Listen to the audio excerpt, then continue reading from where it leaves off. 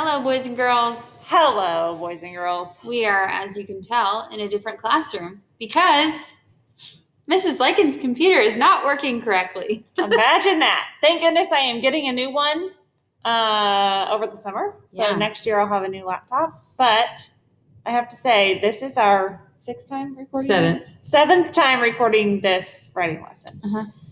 So, good news is Mrs. Burnett has not started her writing, so she hasn't had to redo that every time. Yes. But it is very frustrating. So that means we actually really like you a lot. Yeah. Because we're still doing this after 6 times of doing it. You're right. And it's after school right now. Yeah. So. Okay, so here we go. Today's lesson is going to be on characters and having them talk. Yes. And we're going to start adding to our book that you started yesterday. So yesterday you started your fictional story. You added a great beginning, which we had a lot of great beginnings. Yeah. I heard Once Upon a Time and In the Deep Green Forest. Yes, I had one in the Deep Forest too. Ooh, nice. It was kind of spooky. Yeah, so was mine. Yeah. And then some of us had Under the Sea. Mm-hmm. So very good job on your beginnings. Yep. Today we're going to add our problem, and you may even get into event 1. So yesterday you introduced your character setting. You had a great beginning. Today we're going to introduce the problem, maybe even get into event 1. We're not going to finish our books today. Nope. Mrs. Burnett's going to show you an example of what you're going to do on your writing today. Mm-hmm. But we are going to try and add somewhere in our writing, doesn't have to be today, but somewhere in your fictional story, a character that is talking. Yep. So we already know that we can use speech bubbles in our pictures. You know, we have the speech bubble coming out of the character. Of what they're saying. Correct. And we can also put what's called quotation marks in our, yes. They look like this. Because you'll see Mrs. Burnett write them, and they actually do kind of look like this. So you can use quotation marks in your writing, like in the actual text, to also state that a character is talking, which is kind of cool. So there's 2 different ways. And there will be a nice handy little chart that we will post in the content block that will show you both ways. Speech bubble, quotation marks. Yep. All right. I'm going to show you quotation marks today because I'm not drawing on the side of my paper today that I'm writing on. So the first thing we do when we continue our writing is we read the writing that we already have. So I'm going to read through it and then we are going to add to it. At Dreaming Dragons Elementary School, the first day of school is always exciting for Mrs. Brown. She loves meeting her new dragon students. Everyone is so excited to be back from summer break. Now, I am going to use dialogue in this, so I'm going to act like Mrs. Brown is talking. And when I do that, I'm going to say, "Welcome to my class, fellow dragons." And Mrs. Brown's going to be the one that's saying that. So when you start a sentence with someone talking, you put your quotation marks around what they say. Yep, those little quotation marks. So the first quotation goes first, and then you write what they say. So, welcome, what I just said, welcome to my class, fellow. That basically just means that they're all dragons. Fellow dragons. And that she's a dragon too. Yep. And then I'm going to put a comma and a quotation mark. So that's where what she says ends.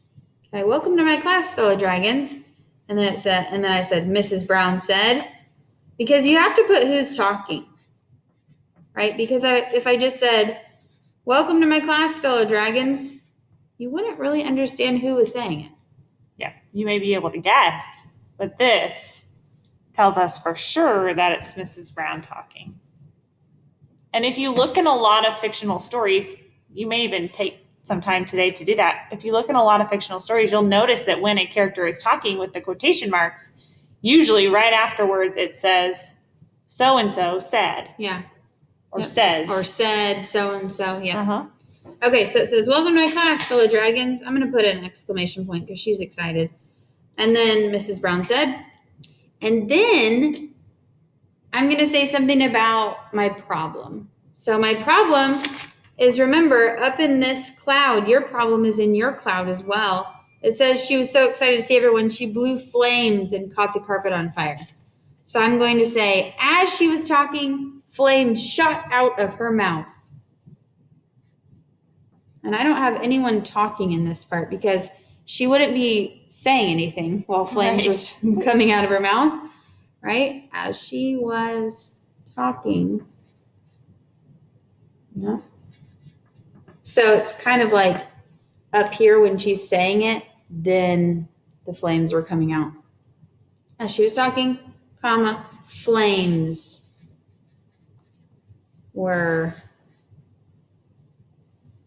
shot out. Isn't that what I said? Flames shot out? Mm-hmm. Yeah. Flames shot out of her Gosh, I feel like I'm right there. mouth. Oh, good.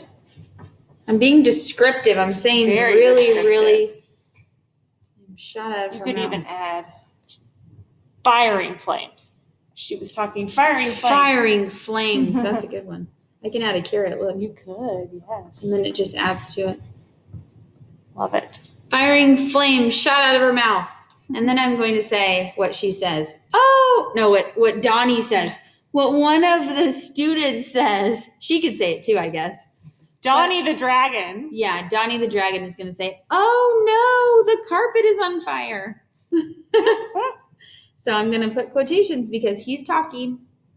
Because wouldn't you expect a student in her class, a dragon in her class, to be saying, oh no, if your teacher is all of a sudden blowing flames out of their mouth and the carpet caught on fire? Yeah. I think a student would be talking. Yeah, they would all be talking probably. Oh no, said Donnie. And then he said something else. The carpet